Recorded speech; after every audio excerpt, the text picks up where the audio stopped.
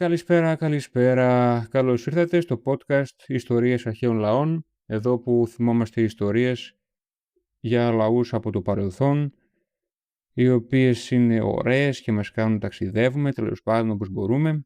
Την τελευταία φορά μιλήσαμε για τους Μαρονίτες, σήμερα όμως θα μιλήσουμε για ένα άλλο θέμα, για το νησί του Πάσχα και για το αν όντως υπήρχαν τότε κάποτε αρχαίοι Έλληνες, με αφορμή ένα άλλο βίντεο που είχα κάνει την αντίστοιχη περίοδο πριν το Πάσχα, πέρσι, που ενώ είχαμε τόσο πολλά πράγματα να πούμε για το νησί του Πάσχα και για το μεγάλο μυστήριο του πώς μετακινήθηκαν αυτά τα μεγάλα αγάλματα που ζύγιζαν πάρα πολλούς τόνους με τα εργαλεία που δεν είχαν τότε οι άνθρωποι, χωρίς γερανούς και τέτοια, υπήρχαν κάποια σχόλια αρνητικά που εστίαζαν στο ότι δεν αναφέρθηκα καθόλου στο ότι υπήρχαν αρχαίοι Έλληνες εκεί και στο όλο μυστήριο, ότι το όλο μυστήριο τέλος πάντων του νησιού του Πάσχα ήταν ότι πώς έφτασαν εκεί οι αρχαίοι Έλληνες, ξέρω εγώ.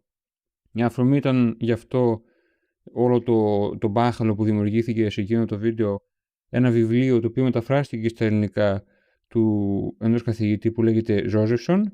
Σε αυτό το επεισόδιο λοιπόν θα κάνω έτσι μία ανάλυση αυτού. Δεν είναι δηλαδή ότι θα πω μια καινούργια ιστορία για κάποιον άλλο λαό, γιατί στο μεταξύ δουλεύω και το βίντεο που σκοπεύω να δημοσιεύσω το Πάσχα ή κάπου εκεί κοντά τέλος πάντων, το οποίο έχει παρατραβήξει εδώ και καιρό, αλλά εντάξει, πιστεύω ότι θα το καταφέρω στο τέλος, τι να πω. Οπότε σε αυτό το podcast σας έχω και συνέντευξη του καθηγητή του Ζόζεσον που έγραψε το βιβλίο για τους αρχαίους Έλληνες στο νησί του Πάσχα. Σας έχω κάποια έτσι αποσπάσματα, ας το πούμε, επιδερμικά, μια ανάλυση κριτική και συνέντευξη που πήρα εγώ ίδιος από έναν γλωσσολόγο. Οπότε πιστεύω ότι έχει ζουμί το πράγμα. Μείνετε μαζί μου, πιστεύω ότι θα σας ενδιαφέρει αυτό, θα σας αρέσει. Να δούμε, υπήρχαν όντως αρχαίοι Έλληνες? Τι είναι αυτό που μας είπε αυτός ο καθηγητής? Και ποιος είναι αυτός ο καθηγητής? Και ποιοι είναι αυτοί που τα δημοσίευσαν? Και υπήρχε κάποιο νόημα και αξία στο να μαλώνουμε και να τσακωνόμαστε στα comments πάνω σε αυτό το κομμάτι? Ας θα το δούμε, δηλαδή θα το αναλύσουμε διεξοδικά. Μιλάμε, το έλειωσα στην έρευνα αυτή τη βδομάδα. Το έψαξα όσο μπορούσα τέλος πάντων, ναι. Έκανα ένα ρεπορτάζ δικό μου. Πριν ξεκινήσουμε με αυτό, ας αναφερθούμε στο quiz της προηγούμενης εβδομάδας. Σας ρώτησα πότε βαφτίστηκε ο Μέγας Κωνσταντίνος, σας έδωσα 4 επιλογές. Φυσικά εντάξει, οι περισσότεροι το απαντήσατε σωστά, 76%. Είπατε λίγο πριν πεθάνει, λίγες μέρες πριν πεθάνει. Το υπόλοιπο 15% είχε πει μετά τη μάχη που είδε το Σταυρό με το Εν τούτο Νίκα. Και τα άλλα 5 και 4% στις άλλες δύο επιλογές, εντάξει, ήταν μια εύκολη ερώτηση, αλλά έχω τακτική, έτσι. Νομίζω το καταλαβαίνει, οι πιο πονηροί και υποθόρνοι το καταλαβαίνουν ότι σκοπός μου είναι να σας καλοπιάσω με εύκολες ερωτήσεις, ούτως ώστε να τσιμπήσετε και να σας έχω τη συνέχεια στο feed τα quiz μου, ούτως ώστε μετά που θα σας δώσω το δύσκολο, όπως και σήμερα που ανέβασα το σημερινό quiz, εγώ το ηχογραφώ Σάββατο, έχει μία ώρα που έχει ανεβεί το quiz, για το από πού κατάγονταν οι πρώτοι άπικοι της Μαδαγασκάρης, που μέχρι στιγμής είναι ένα ντέρμπι. Πραγματικά έχω κάψει πάρα πολύ κόσμο. Παιδιά, μια φορά θα τα βρείτε, μια θα τα βρείτε, δεν πειράζει. Πάντως, εγώ προσωπικά, επειδή βλέπω ότι σας αρέσουν αυτά τα quiz, τα απαντάτε. Το προηγούμενο είχε ρεκόρ απαντήσεων. Ήταν βασικά το δεύτερο μεγαλύτερο απαντήσεις. Εγώ προτείνω, άμα ακούει κάποιος σταθμός, άμα σε ακούει κάποιος τηλεοπτικός σταθμός που να θέλει να κάνει μια εκπομπή με θέμα εκατομμυριούχος, αλλά με ρωτήσεις μόνο με θέμα την ιστορία, εγώ είμαι ανοιχτός να γίνω παρουσιαστής και ας είμαι και τζάμπα, δεν έχω θέμα πραγματικά. Και να σας κάνω εγώ τις ερωτήσεις, δεν έχω κανένα θέμα. Θα γίνω ο Σπύρος Παπαδόπουλος, Παύλα Ζουγιανέλης, Παύλα. Ποιος το παρουσιάζει τώρα, δεν ξέρω. Παύλα Ναούρτογλου του σοου αυτού. Είμαι ανοιχτός σε αυτό, εμένα θα μ' άρεσε πάρα πολύ. Ναι, κλείνει η παρένθεση. Ανοίγω μία άλλη παρένθεση, πω από τι τρίπλα έκανα, ναι, είδα τώρα, ενώ χάζευα εγώ σε μια φάση, ότι το Prime δίνει δωρεάν εγγραφή, 7 μέρες που δίνει το trial της Amazon Prime, κατεβάζει τζάμπα Total War Pharaoh Dynasties, Three Kingdoms και Emperor Edition στο ROM Total War το 2. Οπότε εννοείται πως έκανα τζάμπα ένα free trial, το οποίο μετά από μία ώρα το διέκοψα και κατέβαζα τζάμπα 3 παιχνιδάκια, το οποίο από ό,τι είδα το Three Kingdoms έχει 60€. Αυτό το λέω για αυτούς που τους αρέσει η σειρά παιχνιδιών, βιντεοπαιχνιδιών του Total War, που εντάξει, η γενιά δικιά μου millennials γαλουχηθήκαμε με αυτή τη σειρά παιχνιδιών. Τώρα δεν ξέρω κατά πόσο τα νέα παιδιά θα ασχοληθούν. Πάντως, αν είσαι ένας παππούς ή ένας πατέρας που ακούει αυτή τη στιγμή, ψάξε και θα με θυμηθείς και αγόρασε για το παιδί σου ή για το εγγόνι σου Ένα από αυτά τα Total War, εγώ σου προτείνω ή το Rome το 2 ή το Attila. Αυτά εγώ εκεί κυμαίνομαι. Τώρα εντάξει, σίγουρα κάποιοι θα έχουν άλλες προτιμήσεις και το Medieval το 2 είναι καλό, αν και άκουσα ότι θα βγει και τρίτο. Τέλος πάντων, ναι, θα μάθεις πολλά πράγματα στο παιδί σου, θα μάθεις να σκέφτεται γεωπολιτικά, θα το μάθεις να σκέφτεται σαν ενήλικας άνθρωπος. Τέλος πάντων, θα μπορούσα να μιλάω πολύ ώρα για το Total War, δεν θέλω να μιλήσω, μπορώ να μιλήσουμε άλλη φορά, ξέρω γι' αυτό. Αλλά ναι, απλά μπείτε, πάρετε το τζάμπα είναι, γι' αυτό το είπα, να το ξέρετε, άμα σας ενδιαφέρει. Λοιπόν, πίσω στο θέμα μας, για τους αρχαίους Έλληνες στο νησί του Πάσχα. Τώρα για αρχή σας διαβάζω τη μια πλευρά της ιστορίας και μετά θα την αναλύσουμε, έτσι. Λοιπόν, για αρχή θα διαβάσουμε τη μία πλευρά της ιστορίας, αυτή που προβάρει, αυτή που μοστράρει σαν αληθινή η μερίδα αυτή του κόσμου που σκέφτεται με αυτόν τον τρόπο, και μετά θα κάνουμε την ανάλυση μας, αντικειμενικά. Και άμα δεν σας αρέσει, γράψτε τα σχόλια. Παρεμπιπτόντως να πω, άμα θέλετε, κάντε και ένα subscribe, να τη βοηθάει το κανάλι, δείτε και τα βίντεο. Το βίντεο με το νησί του Πάσχα, δείτε το, πιστεύω θα σας αρέσει, είναι πάρα πολύ ωραίο. Άμα σας διέφυγε, τσεκάρετε το. Και κάντε εγγραφή, κάντε like, κάντε σχόλια. Σχολιάστε τι δεν σας άρεσε, σχολιάστε ποιον άλλον λαό θα θέλατε να δούμε σε επόμενο βίντεο ή podcast. Και κοινοποιήστε τα βίντεο στους φίλους σας που ενδεχομένως να τους αρέσει η ιστορία. Λοιπόν, ας πιάσουμε το βιβλίο του Ζόζεφσον. Στο βιβλίο του ο Ζόζεφσον, πρίτανης του Πανεπιστημίου της Χάιδελβέργης στη Γερμανία, αυτά τώρα γράφονται στο εξώφυλλο και στο μπροστόφυλλο και στην περιγραφή του βιβλίου. Okay. Παρέθεσε λοιπόν στο βιβλίο αυτό περισσότερες από 800 αρχαίες ελληνικές λέξεις που βρέθηκαν στις γλώσσες των νησιών του Ειρηνικού. Οι περισσότερες προέρχονται από την Αιωλική και την Ιωνική διάλεκτο, καθώς και η ίχνη της Μικηναϊκής και Μινωικής. Τα στοιχεία δείχνουν ότι οι Έλληνες κατοικούσαν σε αυτή την περιοχή από τον 9ο αιώνα π.Χ.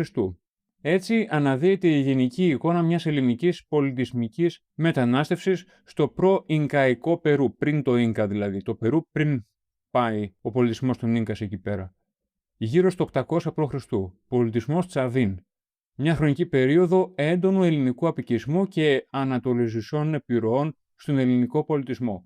Το γεγονός ότι τόσο οι εξέχοντες προ-Ινκαϊκοί πολιτισμοί στο Περού, όσο και αυτός της νήσου του Πάσχα ήταν εξοικειωμένοι με την ιερογλυφική γραφή και τη γλυπτική δεδαλικού ρυθμού, υποστηρίζει επίσης μια τέτοια υποθετική πρώιμη ημερομηνία για μια ελληνική μετανάστευση στον νέο κόσμο, εφόσον το αλφάβητο εισήχθη σταδιακά γύρω στο 750 π.Χ.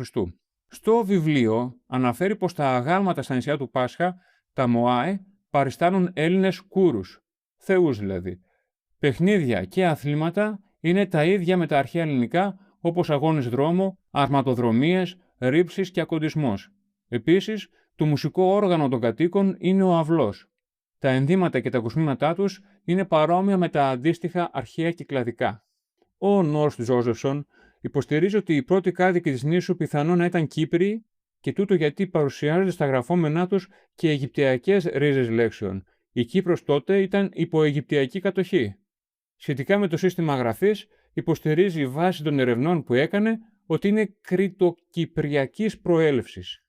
Τα περίφημα και πασίγνωστα γιγαντιά αγάλματα Μωάη τυχάνουν και της επεξηγηματικής ονομασίας Μάτε Κίτε Ράνι. Κατά μία εκδοχή, η ονομασία αυτή θα μπορούσε να μεταφραστεί ως μάτια κοιτούν ουρανό, μάτια που κοιτούν τον ουρανό. Μάτε, μάτια, κοίτε που κοιτούν, ράνι τον ουρανό. Εξάλλου το βλέμμα των αγαλμάτων κοιτά προς τον ουρανό. Οπότε τα συνδύασε κάπως έτσι. Λοιπόν, θα πούμε τώρα κάποιες λέξεις οι οποίες αναφέρει ο Ζόζεφσον, οι οποίες ηχούν σαν να έχουν καταβολή αρχαιοελληνική, αλλά είναι από τα νησιά του Πάσχα. Ή γενικά πολυνησιακά, το μιλάνε Πολυνήσι. Γιατί δεν πήγαν μόνο στο νησί του Πάσχα αρχαίοι Έλληνες, σύμφωνα με τον Ζόζεφσον, απλώθηκαν και στα άλλα νησάκια εκεί πέρα. Λοιπόν, ξεκινάμε. Αέτο, αετός. Αρέτο, άρτος. Άγχου, άγχο. Που σημαίνει να πιέζουν, να πνίγω. Άρωτε, αρωτριάω. Από το άρωτρο. Αέρε, αήρο. Με έψιλον το αήρο, που θα πει να σηκώνω πανί, η πλεύση. Νούνο, νους, που σημαίνει μυαλό. Μάναο, μανθάνω, που σημαίνει μαθαίνω. Μέλε, μέλος. Όπως τα τραγούδια δηλαδή, στη μελωδία. Όχι το μέλος του ανθρώπινου του σώματος. Λαούι, λαός. που θα πει μεγάλο πλήθος κόσμου, λαός. Οίκη, ικανό. Νόκο, νέο, με α, ι και ω, που σημαίνει ζώο και κατοικό. Τάρα, θάρρος. Τάμα, δάμος, που από εκεί βγαίνει και το δήμος. Τόκο τόκο, δοκός. Τσερίκι, ερέικι. Ρέικια, τα φυτά, τα δέντρα, τα γρασίδια. Χενούα πλακούντας, άσχετο αυτό. Αλλά αυτό το γράφει. Από, είναι το δικό μας από, που σημαίνει από. 10, το λένε θέκα, όχι όμως η Ραπανόη, όχι τα σαν του Πάσχα, ή θέκα ή τεκάο, και σημαίνει 10. Χάνα είναι το άνα, που σημαίνει ανά, ανά χρόνο, ανά εβδομάδα, ανά μήνα. Κουαΐρας, αέρας και άβρα. Και το ίδιο πάει για το ουαΐρα, ότι είναι ο αέρας. Νάκα, νέκης, που σημαίνει σκοτώνω ή δολοφονώ, ή και ο θάνατος στα αρχαία ελληνικά. Πύρκα, που ισοδυναμεί στα αρχαία ελληνικά με το πύρκα, που είναι κάτι τείχη που χτιζόντουσαν για προστασία από πύργους. Πύρης, προέρχεται από το πύρης, το οποίο πύρινος που έχει σχέση με τη φλόγα. Ρήμα, το αρχαιοελληνικό ρήμα, που σημαίνει αυτό που έχουμε η συνομιλία μας. Ράγκη, ουρανός. Μάτα, μάτι. Η λέξη άκο που ισοδυναμεί με το άδο, άκο, άδο, και η λέξη παΐνα, η οποία μας παραπέμπει στον Πεάνα, ημιτικό τραγούδι για τον Απόλλωνα. Συνεχίζουμε. Μπόου, που θα πεις αυτούς φωνάζω. Στα ελληνικά είναι η βοή. Μπόου, βοή, ότι είναι ομόεχα αυτά. Χάμο, αραβώνας. Στα ελληνικά, γάμος. Η ελληνική μετάφραση δηλαδή του όρου είναι γάμος. Καίνου, σύζυγος. Στα πασχαλιανά, στα ελληνικά, γένος. Καίνου, γένος. Ηχητικά ίσως μοιάζουν λίγο. Χινέ, που θα πει γυναίκα σε αυτούς, και στα ελληνικά είναι η λέξη γυνή, γυναίκα. Χινέ, γυνή. Χείρο, ήρωας. Όπως στα ελληνικά, ήρωες. Τώρα, το χείρο και στα αγγλικά χείρο λέγεται, όπως και το bow, στα αγγλικά είναι τόξο. Τέλος πάντων, άσχετο. Αρετόα, ο ενάρετος, όπως και στα ελληνικά ενάρετος. Αρετόα, ενάρετος. Χανάω, γεννώ σημαίνει στη γλώσσα τους, γεννάω σημαίνει στα ελληνικά. Χανάω, γεννάω. Μέτουα είναι η μητέρα, όπως στα ελληνικά μήτυρ. Μέτουα, μήτυρ, μοιάζουν. Κοπούτο σημαίνει κόβω, όπως στα ελληνικά κόπτο. Κοπούτο, κόπτο. Αρίκι είναι η αρχή, τη γλώσσα τους, όπως και σε εμάς. Αρχή. Αρίκι, αρχή. Ο κύρο, αμυντικός χώρος. Σε εμάς, οχυρό. Ο κύρο, οχυρό. Μοιάζουν. Τέχε, θα πει λιώνω, στα ελληνικά τίκο. Τέχε, τίκο. Μοιάζουν. Οα ή χωα, δεν ξέρω αν διαβάζετε το έτσι μπροστά. Τέλος πάντων, χωα σημαίνει κρύβος αυτός, στα ελληνικά έχωσα. Χωα, έχωσα. Τυρίχο, στηρίζω. Ρώτο, ο ήχος, στα ελληνικά ρόθος. Ρώτο, ρόθος. Ήμενε άδο, τραγουδό δηλαδή. Στα ελληνικά ύμνος. Ήμενε υμνό. Ήμενε υμνό. Κόρο, στη γλώσσα τους χορεύω, σε εμάς χορός. Κόρο, χορός.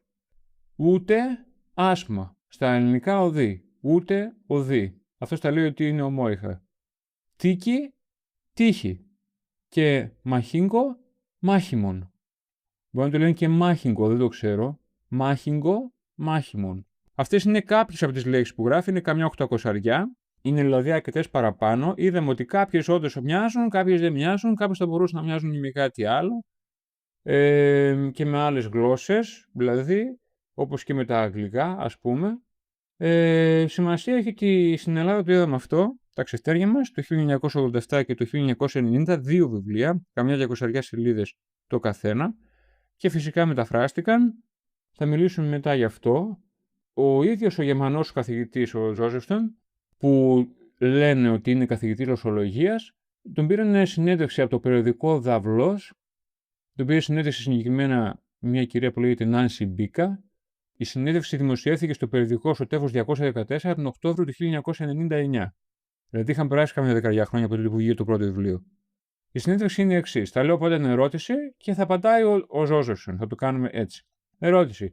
Πώς ανακαλύψατε ελληνικά γλωσσικά στοιχεία στις γλώσσες της Πολυνησίας?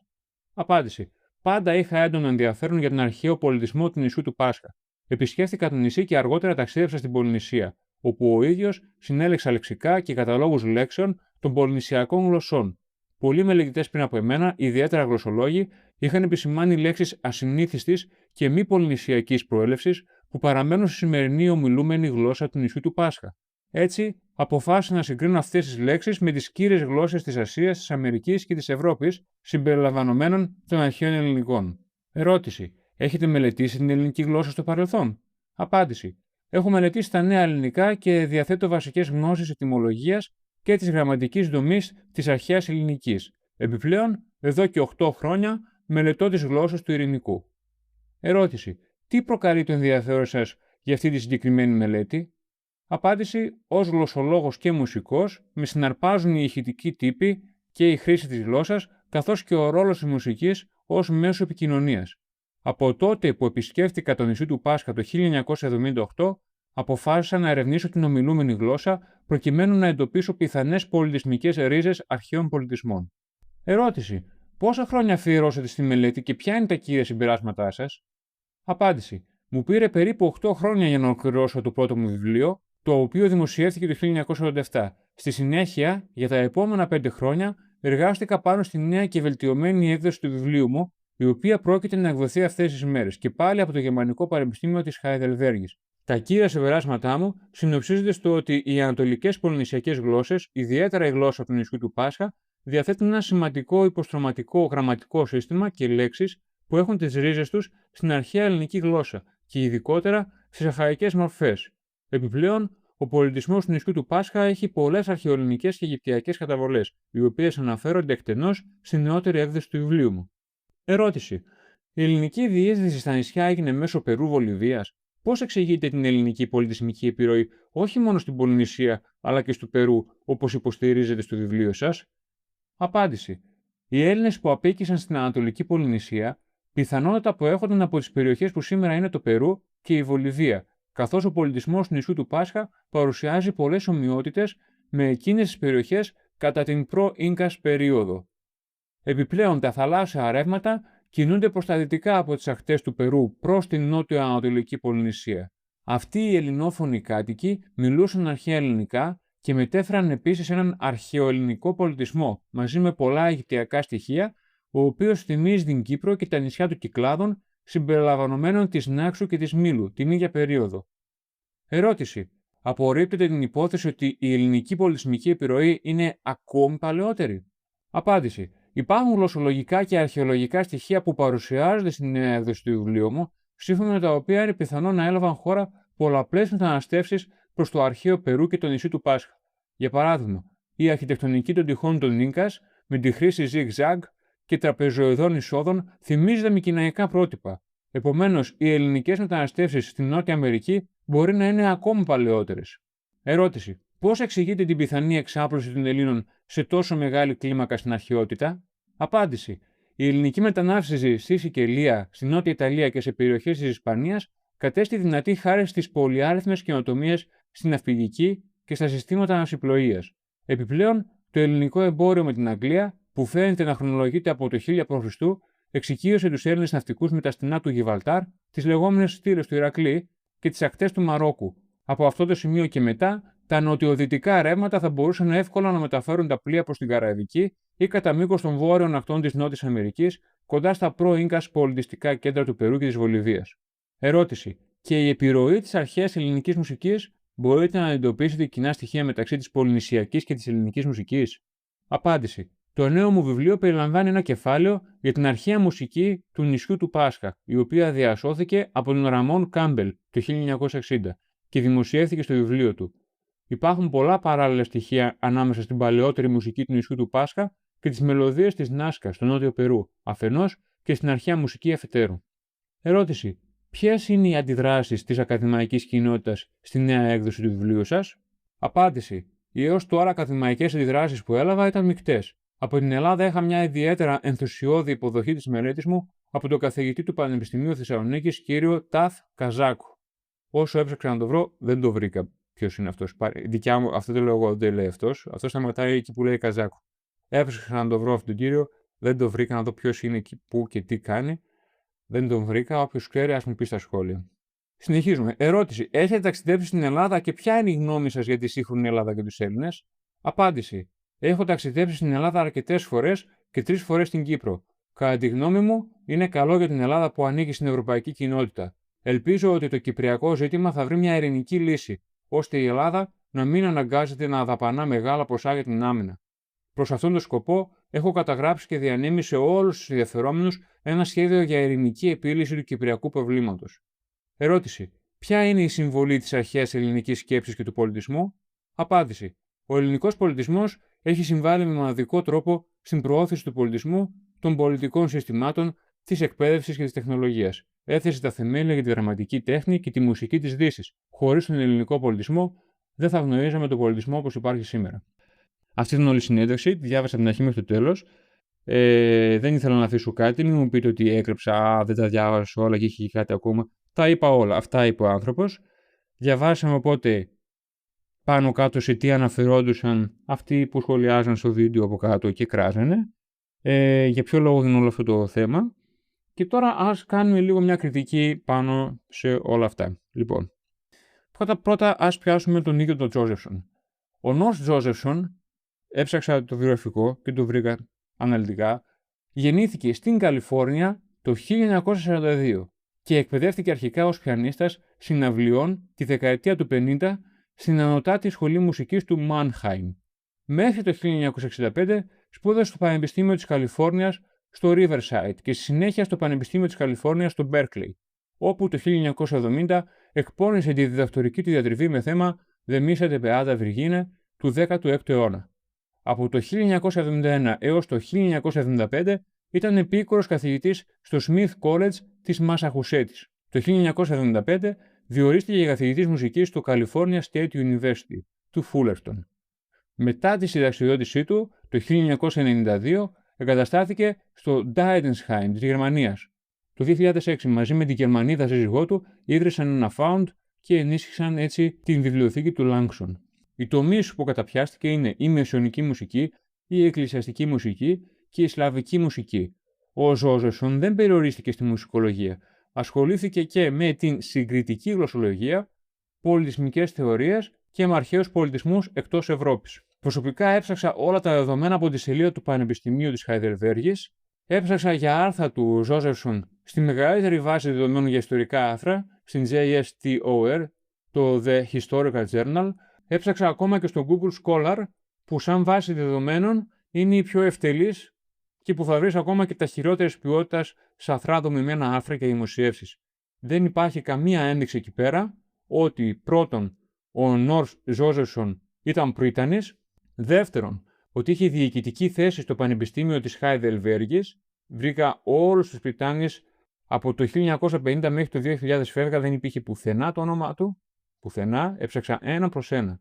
Και τρίτον, δεν βρήκα πως έστω ότι είναι γλωσσολόγος που τελείωσε πανεπιστήμιο, καθώς το όνομά του δεν αναφέρεται πουθενά, σαν γλωσσολόγος, πουθενά. Το μπέρδεμα με το Πανεπιστήμιο της Χαϊδελβέργης πιθανόν οφείλεται στο γεγονός ότι το βιβλίο εκδόθηκε στη Χαϊδελβέργη, εκδόσεις Winder. Δηλαδή, συνειρμικά βγήκε το συμπέρασμα ότι ο άνθρωπος αυτός δούλευε στο Πανεπιστήμιο της Χαϊδελβέργης. Ότι είναι καθηγητής ήταν, αλλά ήταν καθηγητής μουσικής. Γιατί αυτό σπούδαζε ο άνθρωπος, αυτό ήταν ο τομέας του. Και ήταν καθηγητής, και μάλιστα σε πολύ καλό πανεπιστήμιο, στην Καλιφόρνια. Αλλά ήταν καθηγητής μουσικής, όχι γλωσσολογίας. Πόσο μάλλον ιστορίας. Αυτό δεν μας λέει όμως ότι μπορεί ο ίδιος να βγάλει ένα συμπέρασμα σχετικά με αυτό. Και εγώ ασχολούμαι με τη μουσική, αν και η δουλειά μου είναι άλλη. Γράφω κομμάτια στη μουσική και ακούω μουσική, παίζω κιθάρα, γιουκαλίλι, πιάνο. Αλλά δεν θα πω πως η Ρεμπούτσι κατέραψε του Σωστακόβιτς απλά και μόνο επειδή ένα κομμάτι της μοιάζει πολύ ηχητικά με του Σωστακόβιτς. Σαν άποψη μπορεί να την έχω, αλλά αυτό από μόνο του δεν σημαίνει και κάτι. Βέβαια, είναι και άλλο τομέα σε τέχνη από την επιστήμη, απλά το δίνω σαν παράδειγμα. Η επιστήμη έχει πολύ πιο αυστηρά κριτήρια για να ξεκαθαρίσει τι είναι αληθινό και τι δεν είναι. Κριτήρια τα οποία δεν τηρήθηκαν σε συγκεκριμένη περίπτωση, όπως θα δούμε και στη συνέχεια. Φυσικά, την εποχή που δημοσιεύθηκε, Ήρθαν κάποιοι από εδώ δικοί μας, συγκεκριμένα και το περιοδικό και ο εκδοτικός οίκος. Ο εκδοτικός οίκος, ο οποίος μετέφρασε το βιβλίο και το περιοδικό που δημοσίευσε και προώθησε το βιβλίο. Ο εκδοτικός οίκος του βιβλίου λέγεται Νέα Θέσεις, έχει καθαρά εθνικιστικό χαρακτήρα σε αυτά που εκδίδει και αυτό θα το αποδείξω διαβάζοντας μερικά παραδείγματα τίτλων από αυτά που εκδίδει ο εκδοτικός οίκος Νέα Θέσεις. Ο μυστικός κώδικας του Πυθαγόρα. Ας μιλήσουμε για Εβραίους. Αμήνεστε περί γλώσσης. Έλληνες αυτόχθονες και όχι Ινδοευρωπαίοι. Οι διεθνείς κατά της Ελλάδος συνωμοσίες. Τα αρχαία ελληνικά μυστήρια. Ο διαμελισμός Τουρκίας. Νεότερος ελληνισμός και σιωνισμός. Και πολλά άλλα. Ενώ εκεί φιλοξενούνται και βιβλία του γνωστού ακροδεξιού Κωνσταντίνου Πλεύρη. Ο μπαμπάς του γνωστού υπουργού, σήμερα τέλος πάντων, να μην τον αναλύσουν παραπάνω, μην μας κλείσουν και μέσα, μην μας ρίξουν το βίντεο, μην μας κλείσουν το κανάλι, μην μας βάλουν φυλακή, μην φάμε κανένα πρόστιμο. Ξέρω ότι ακροβατώ σε μια πολύ λεπτή γραμμή αυτή τη στιγμή. Και μόνο που παίζω λίγο έτσι. Τέλος πάντων, ναι. Όπως και να έχει. Ωραία. Είδαμε τον εκδοτικό οίκο Νέας Θέσης, το περιοδικό Δαυλός, το αρχαιολατρικό περιοδικό Δαυλός, από τα πρώτα του τεύχη κιόλας, το 1982, φέρει τον υπότιτλο «Μηνιαίο ιδεολογικό περιοδικό των Ελλήνων». Ακούστε προσεκτικά. Λίγο αργότερα θα υιοθετήσει το «Μηνιαίο περιοδικό πολιτικής αξιολογίας», πριν καταργήσει εντελώς τους υποτίτλους. Δεν κρύβει επομένως καθόλου ότι αποτελεί κατά κύριο λόγο ένα ελληνοκεντρικό έντυπο και πως υπηρετεί μια πολιτική ιδεολογία. Επομένως, η ταυτότητα του εντύπου ως ένα πολιτικό εθνοκεντρικό περιοδικό είναι εμφανής. Στην περιγραφή αναφέρει πως ο τρόπος σκέπτεστε του Δαυλού ανταποκρίνεται στο αίτημα όλων των αγνών και φωτισμένων ανθρώπων, όλων των πνευματικά Ελλήνων, και πως ο Δαυλός ήταν και θα παραμείνει βωμός της ελληνικής θεάς αλήθειας. Το περιοδικό κυκλοφόρησε συνολικά 319 τεύχη έως το 2008. Πολλά από αυτά μπορείτε να τα βρείτε και στο Metabook, υπάρχουν, είναι πολύ φθηνά. Έτσι, απλά για να χαζέψετε λίγο τους τίτλους, αλλά θα σας πω εγώ μερικούς, όπως για παράδειγμα αυτόν τον τίτλο στο τεύχος 173 με τίτλο «Πανάρχια ελληνική κυριαρχία στον Ινδικό», ή αυτός ο τίτλος στο τεύχος 172 που λέει «Πανάρχες ελληνικές επιδράσεις σε προ-Κολομβιανό Μεξικό και ΗΠΑ», ή επίσης στο τεύχος 242 που ο τίτλος είναι «Η στην Ιαπωνία εξάπλωση πανάρχιων Ελλήνων». Το περιοδικό υιοθετεί μια επιθετική ρητορική απέναντι στον Παπαρηγόπουλο και την ιστορική του προσέγγιση, που όλοι ξέρουμε τι εστί Παπαρηγόπουλος. Υπάρχει πολλή ομοφοβία, πολύ ρατσισμός. Υπάρχουν θεωρίες για εξωγήινους και λευκούς αστροναύτες πριν τον κατακλυσμό. Αναφέρει ότι τα ελληνικά ομιλούνται στην νοτιοανατολική Ευρώπη τουλάχιστον από τη μέση παλαιολιθική εποχή, δηλαδή πριν από 50 με 70.000 χρόνια, ότι ο ελληνικός πολιτισμός ήταν ο αρχαιότερος πολιτισμός του ανθρώπου, λίθινος και οστέινος, ηλικίας 1.700.000 έτη. Πάρουν, ναι. 1.700.000 έτη περίπου. Και επίσης καταρρίπτει προφανώς την προέλευση του Homo sapiens από την Αφρική. Δεν προερχόμαστε από την Αφρική, προερχόμαστε όλοι από την αρχαία Ελλάδα. Οπότε γενικά εργαλειοποιεί την αρχαιολογία με τρόπο που φαίνεται επιστημονικός, αλλά δεν είναι. Αυτό γενικά λέγεται μυστικιστικός εθνικισμός. Απλά να το ξέρουμε για να ξεκαθαρίζουν κάποιοι άνθρωποι. Τώρα ξέρω ότι οι περισσότεροι οι οποίοι πιστεύουν αυτά τα πράγματα έχουν φύγει εδώ και ώρα από το podcast. Παρ' όλα αυτά, εγώ τα λέω για τουλάχιστον αν έχει μείνει ένας να καταλάβει, να μπορέσει να διακρίνει, να οξύνει την κριτική του ικανότητα για να καταλάβει 5 πράγματα. Αλλά εντάξει, εγώ τους αναφέρω αυτούς τους όρους και συνεχίζω ως προς το βιβλίο. Να κάνουμε και μια κριτική στο βιβλίο. Λοιπόν, οι τολμηροί ισχυρισμοί του Ζόζεφσον έχουν αντιμετωπιστεί με σημαντικό σκεπτικισμό από την κυρίαρχη ακαδημαϊκή κοινότητα. Διακεκριμένοι γλωσσολόγοι, όπως η Σάρα Τζι Τόμασον του Πανεπιστημίου του Πίτσμπουργκ, έχει χαρακτηρίσει κατηγορηματικά το έργο του Ζόζεφσον ως περιθωριακές ιστορικές μελέτες. Ο πυρήνας της κριτικής εντοπίζεται σε ένα θεμελιώδες μεθοδολογικό σφάλμα που θεωρούν ότι διέπει αυτούς τους ισχυρισμούς. Η προσέγγιση του Ζόζεφσον, σύμφωνα με την Τόμασον, βασίζεται σε μη συστηματικές τυπολογικές συγκρίσεις και στην πρόταση απροσδιόριστων υποστρωμάτων χωρίς επαρκή υποστηρικτικά γλωσσικά δεδομένα. Στον αυστηρό κόσμο της ιστορικής γλωσσολογίας, η απλή ανίχνευση επιφανειακών ομοιοτήτων δεν επαρκεί. Οι πραγματικές συνδέσεις απαιτούν συστηματικές φωνητικές αντιστοιχίες και κοινές καινοτομίες, στοιχεία τα οποία, σύμφωνα με τους επικριτές, το έργο του Ζόζεφσον δεν καταφέρνει να αποδείξει. Επιπλέον, πέρα από τη γλωσσολογική μεθοδολογία, Οι ίδιες οι ιστορικές και γεωγραφικές πραγματικότητες αποτελούν ένα σχεδόν ανυπέρλητο εμπόδιο για άμεση επαφή μεταξύ αρχαίων Ελλήνων και Πολυνήσιων, εκτός αν βεβαίως αποδειχθεί ότι όσα γνωρίζουμε για αυτή τη χρονική περίοδο είναι ανακριβή. Αν και οι αρχαίοι Έλληνες ήταν πράγματι ικανοί θαλασσοπόροι, τα εντυπωσιακά τους ταξίδια περιορίζονταν σε μεγάλο βαθμό στη Μεσόγειο, τη Μαύρη Θάλασσα και σε τμήματα του Ατλαντικού και του Ινδικού ωκεανού, που ήταν προσβάσιμα μέσω των καθιερωμένων εμπορικών δικτύων της αρχαιότητας. Ως εκ τούτου, σύμφωνα με την κυρίαρχη αρχαιολογία, δεν υπάρχει καμία αρχαιολογική ή ιστορική ένδειξη που να υποστηρίζει οποιαδήποτε σύνδεση μεταξύ Ελλήνων και Πολυνήσιων, ούτε θράσματα κεραμικής, ούτε εμπορεύματα ανταλλαγών, ούτε ναυάγια. Αυτό υποδηλώνει ότι οι αρχαίοι Έλληνες ναυτικοί δεν έφτασαν ποτέ στον Ειρηνικό ωκεανό, ούτε εγκαθίδρυσαν επαφή με πολυνησιακούς πληθυσμούς. Επιπλέον, σύμφωνα με τους επικριτές αυτής της θεωρίας, το διανοητικό πλαίσιο της αρχαίας ελληνικής γλωσσικής σκέψης ήταν εμφανώς ελληνοκεντρικό, με περιορισμένο ενδιαφέρον για συγκρίσεις της γλώσσας τους με μακρινές άσχετες γλώσσες κοινωνιών που βρίσκονταν στην άλλη άκρη του κόσμου. Αυτή η εσωστρεφής οπτική των Ελλήνων μειώνει περαιτέρω την πιθανότητα μιας αρχαίας βαθιάς επιρροής από έναν πολιτισμό που δεν αναζητούσε συγκριτικά γλωσσικά πρότυπα προς τα έξω, ιδίως προς περιοχές του κόσμου για τις οποίες πιθανότατα δεν είχαν καν γνώση. Ωστόσο, παρότι οι συνδέσεις μεταξύ των αρχαίων Ελλήνων και των Πολυνήσιων παραμένουν ασαφείς, υπάρχει ένας ενδιαφέρον, αν και πολύ μεταγενέστερος και έμεσος σύνδεσμος, μέσω του οποίου ελληνικά γλωσσικά στοιχεία εισήχθησαν πράγματι στις πολυνησιακές γλώσσες. Αυτό συνέβη τον 19ο αιώνα ως αποτέλεσμα των έντονων προσπαθειών των χριστιανών ιεραποστόλων, οι οποίοι επιδίωξαν να διαδώσουν τον χριστιανισμό σε αυτές τις μακρινές περιοχές. Οι Βρετανοί ιεραπόστολοι, που ξεκίνησαν το έργο τους στα νησιά του Ειρηνικού τη δεκαετία του 1790, αντιμετώπισαν μια σημαντική γλωσσική πρόκληση κατά τη μετάφραση της βίβλου σε τοπικές γλώσσες όπως η Ταϊτινή. Πολλές βιβλικές έννοιες και λέξεις απλώς δεν είχαν άμεσο αντίστοιχο στο πολυνησιακό λεξιλόγιο. Είναι αξιοσημείωτο ότι οι ιεραπόστολοι επέλεξαν τα εβραϊκά και τα ελληνικά ως πηγές για αυτές τις νέες λέξεις, εν μέρει επειδή ορισμένοι όροι από αυτές τις αρχαίες γλώσσες προσαρμόζονταν ευκολότερα στη φωνολογία των πολυνησιακών γλωσσών και αναμφίβολα και λόγω της ισχυρής θρησκευτικής τους πεποίθησης, καθώς τα ελληνικά ήταν η γλώσσα της Καινής Διαθήκης. Η βίβλος στα Ταϊτινά μεταφράστηκε το 1838 και στη συνέχεια αποτέλεσε βασικό κείμενο για μεταγενέστερες μεταφράσεις σε άλλες πολυνησιακές γλώσσες όπως η Σαμοανική και η Ραρωτογκανική.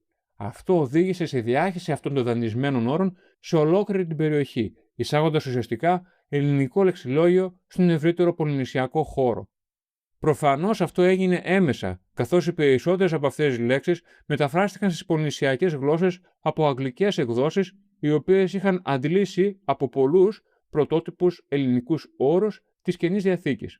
Αυτά τα δάνεια συχνά αναφέρονταν σε ξένες βιβλικές έννοιες συμπεριλαμβανομένων συγκεκριμένων φυτών, ζώων, πολύτιμων λίθων, μονάδων βάρους και μέτρησης που ήταν άγνωστα στα νησιά πριν από την αύξηση των χριστιανών ιεραποστόλων στην περιοχή.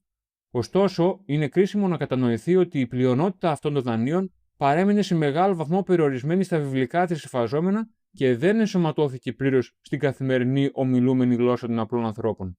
Στην πραγματικότητα, πολλά από αυτά αντικαταστάθηκαν αργότερα από γηγενείς όρους ή από μεταγενέστερα δάνεια από σύγχρονες γλώσσες όπως τα αγγλικά. Παρ' όλα αυτά, ορισμένες λέξεις, ιδιαίτερα θρησκευτικοί όροι ή έννοιες που ενσωματώθηκαν στην καθημερινή ζωή, διατηρήθηκαν και εξακολουθούν να υπάρχουν. Χαρακτηριστικά παραδείγματα είναι το σαμοανικό σατάνι και το ταϊτινό τάτανε για το σατανά, καθώς και το ταϊτινό τουρέ για τον νόμο. Το φαινόμενο αυτό αποτελεί ένα σαφές παράδειγμα επιρροής ad stratum, μιας γλωσσικής κατάστασης κατά την οποία γλώσσες επηρεάζουν η μία την άλλη λόγω πολιτισμικής επαφής ή εγκύτητας και όχι ως αποτέλεσμα γενετικής συγγένειας των λαών που τις ομιλούν. Πρόκειται για ένα σύγχρονο πολιτισμικά καθοδηγούμενο δανεισμό, σαφώς άσχετο με οποιαδήποτε θεωρία που υπονοεί μια αρχαία σύνδεση μεταξύ Ελλήνων και Πολυνήσιων. Σύμφωνα με την κυρίαρχη αρχαιολογία, τα συνολικά διαθέσιμα στοιχεία δεν υποδεικνύουν αρχαία άμεσα ταξίδια μεταξύ Ελλάδας και Πολυνησίας, ούτε την ύπαρξη μιας χαμένης αυτοκρατορίας ή ενός λησμονημένου πολιτισμού που θα μπορούσε να εξηγήσει μια τέτοια σύνδεση μεταξύ αυτών των δύο απομακρυσμένων περιοχών του κόσμου. Και ας περάσουμε στο κερασάκι στην τούρτα, τη συνέντευξη που πήρα ο ίδιος από τον γλωσσολόγο, ο οποίος είναι valid γλωσσολόγος, υπάρχει όντως, είναι απόφοιτος του Γερμανικού Πανεπιστημίου του Würzburg, Πανεπιστήμιο Ιούλιος Μαξιμιλιανός του Βίρτσμπουργκ, που ιδρύθηκε το 1402. Ο άνθρωπος αυτός έχει υπάρξει καθηγητής σε πανεπιστήμιο στη ΗΠΑ, στην Ιαπωνία και στη Σαουδική Αραβία. Οπότε είναι ένας άνθρωπος ο οποίος ξέρει τι λέει. Δεν τον έχω live, δεν τον έφερα live. Πρώτα απ' όλα γιατί δεν υπήρχε λόγος. Δεύτερον, γιατί δεν έχω το χώρο, δεν έχω στούντιο. Είναι κάτι που στο μέλλον θα ήθελα να κάνω, να φωνάζω κόσμο και να κάνω συνεντεύξεις. Μου αρέσει να ακούω τις απόψεις του κόσμου και να μιλάω με τον κόσμο, με ανθρώπους που έχουν να πούν πράγματα, έτσι, σωστά και ακριβή. Οπότε, ναι, κατέγραψα τις απαντήσεις στις ερωτήσεις που του έκανα και σας παραθέτω για να βγάλουμε στο τέλος μια σύνοψη από αυτό για να το κλείσουμε, γιατί έχει τραβήξει πολύ. Να θυμίσω ότι εγώ μέχρι τότε ο μόνος γλωσσολόγος που ήξερα ήταν ο Τόλκιν που έγραψε τον Άρχοντα Αθλητιών. Έτσι, δεν ξέρω κανέναν άλλον γλωσσολόγο. Ήξερα μόνο αυτόν. Οπότε όλα αυτά για τη γλωσσολογία για μένα είναι terra incognita. Δεν ήξερα τίποτα πραγματικά. Οπότε ας ξεκινήσω. Ρωτάω λοιπόν τον άνθρωπο, πώς χωρίζεται η γλωσσολογία, τι είναι η γλωσσολογία. Μου απαντάει, η γλωσσολογία αφορά τη μελέτη της γλώσσας και των γλωσσικών δομών επιστημονικά. Πρακτικά, η γλωσσολογία έχει 4 υποκατηγορίες. Την Phonetic Phonology, έρευνα των φωνήεντων, της φωνής και των κανόνων του πώς δημιουργείται η φωνή, ο προφορικός λόγος κτλ. Το Syntax, το πώς συντάσσεις μια πρόταση. Το Morphology, πώς πλάθονται και διαμορφώνονται οι λέξεις, σύμφωνα φωνήεντα κτλ. Η σειρά τους κτλ. Και τα Semantics, δηλαδή το νόημα της κάθε λέξης.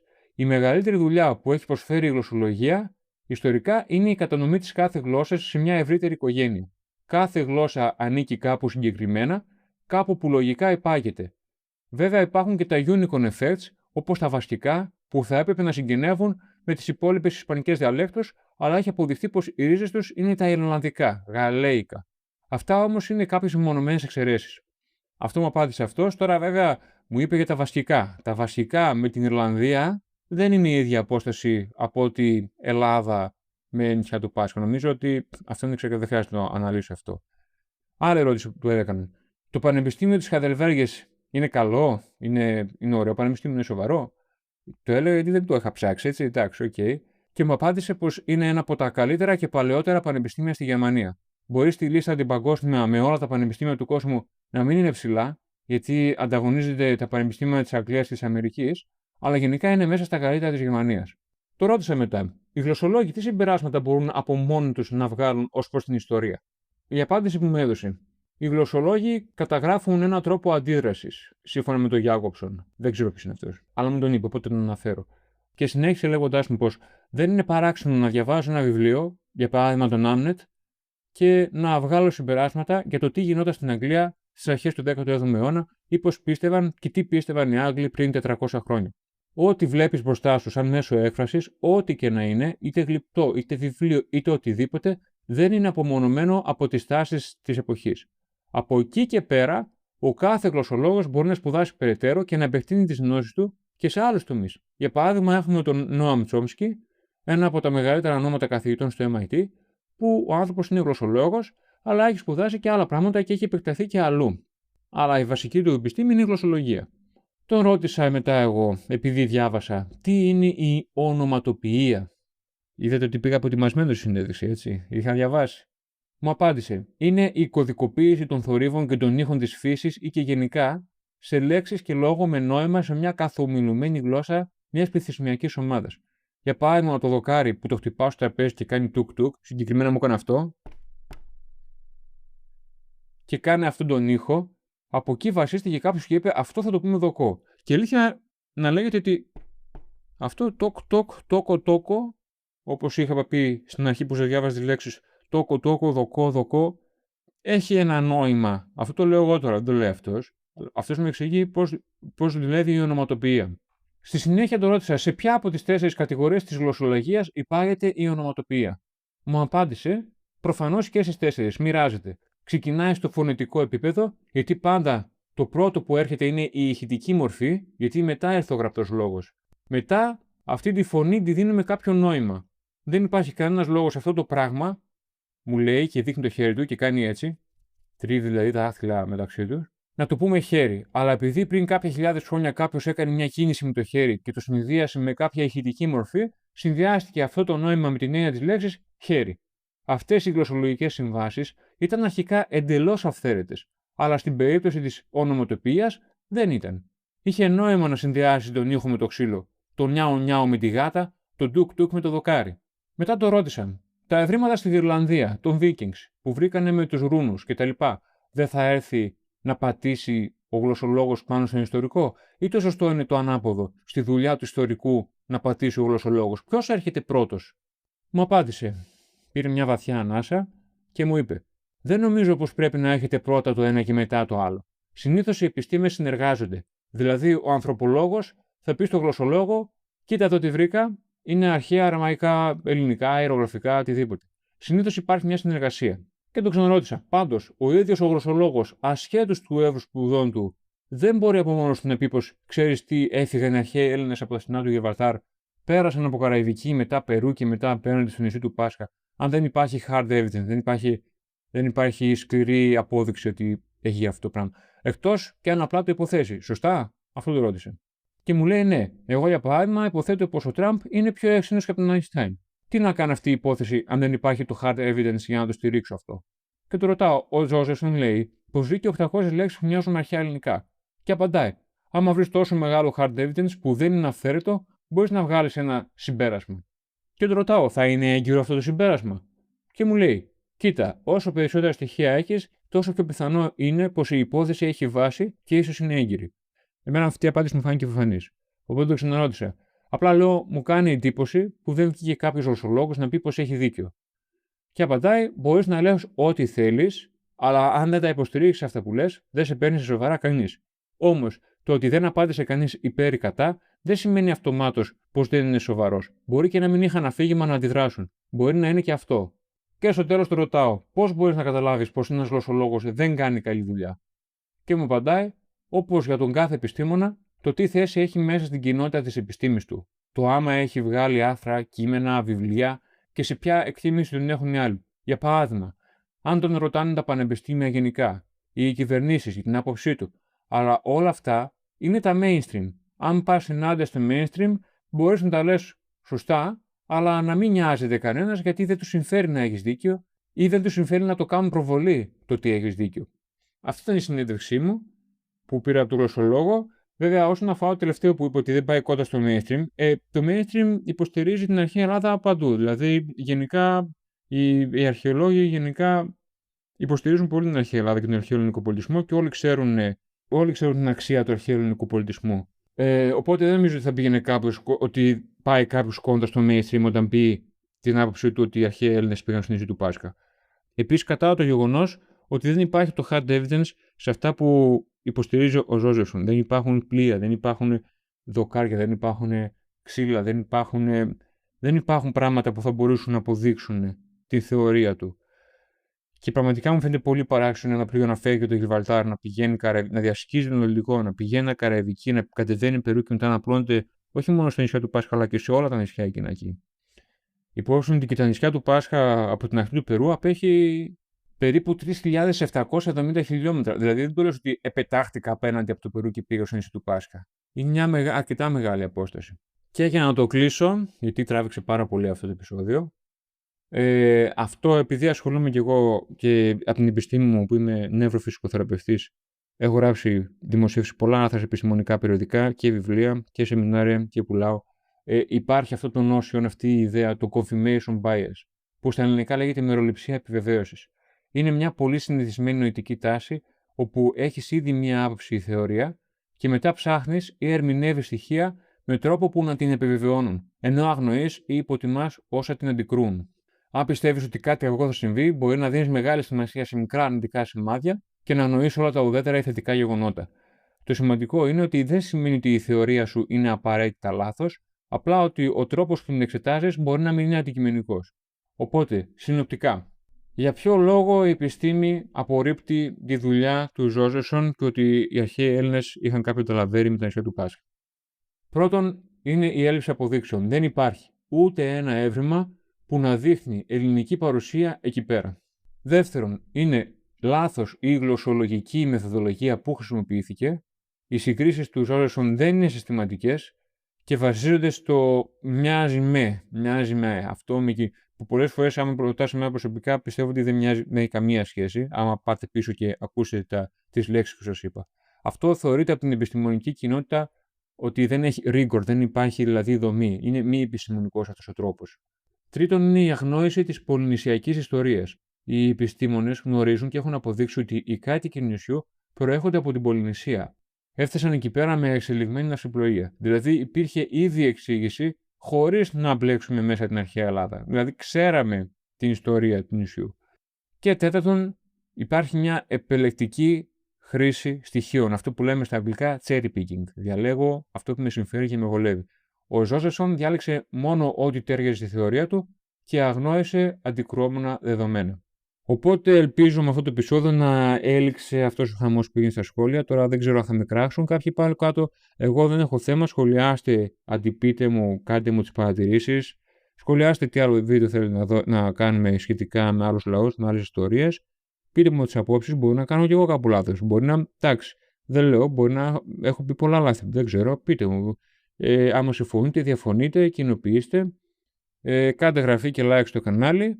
Κοινοποιήστε στους φίλους σας. Ευχαριστώ πολύ. Ελπίζω να σας άρεσε. Ελπίζω να μην σας κούρασα, γιατί ήταν αρκετά μεγάλο. Να είστε καλά. Τα λέμε στο επόμενο επεισόδιο. Ευχαριστώ. Γεια σας. Ευχαριστώ.